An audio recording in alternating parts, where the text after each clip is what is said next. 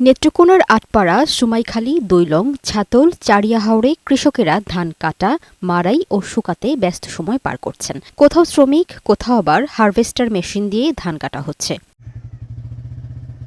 কৃষকরা জানান, পাকা ধান ঘরে তুলতে ব্যস্ত সময় পার করছেন তারা। তবে শ্রমিক সংকটে বিপাকে পড়তে হচ্ছে বলে দাবি তাদের। 2টা বছর উড়াইতে আমরা মোটামুটি চলতে পারি। ধান ভালো হয়েছে, আবহাওয়া এবছর ভালো আছে, ধানও খুব সুন্দর ফসল হয়েছে।